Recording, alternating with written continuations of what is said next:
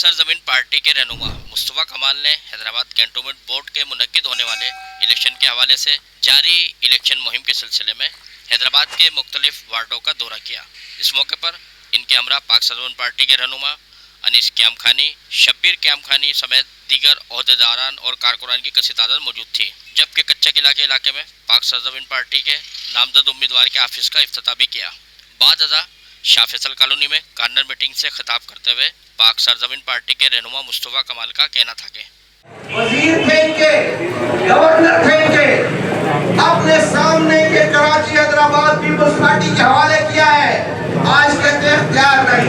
अबे तुम तो हड़ताल करने वाली पार्टी मशहूर थे, तो जब ये इख्तियार जा रहा था तो शहर बंद क्यों नहीं कराया, हड़ताल क्यों नहीं की? कैसे करते? अपने हाथों से अपनी वजारतें चलाने के लिए, गवर्नरी बचाने के लिए, हराम कमाने के लिए अपने हाथों से पीपल्स पार्टी को कराची हैदराबाद दिया है।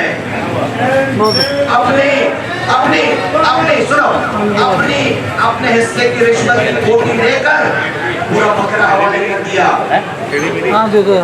अपनी बोटी लेकर जो अवाम का कौम के लिए पूरा बकरा था वो हवाले कर दिया। आज कहते हैं इख्तियार नहीं है, अब पानी मांगो, बिजली मांगो, जॉब मांगो, तो कहते हैं हम जब सिंध को टुकड़े करेंगे, हम जब नया सूबा बनाएंगे, वो आज सूबा जब तुम्हारे घर में पानी आएगा, जब तुम्हारा कोटा सिस्टम खत्म होगा, जब अल्लाह ने इतनी ताकत दी थी कि आपके इशारे से शहर खुलता था, आपके इशारे से शहर बंद होता था, हमारे नौजवान अपनी जानें देने के लिए तैयार था, तब तुम अपनी इस कौम को बेचने में लगे हुए थे, अपनी वजारतें चलाने के लिए।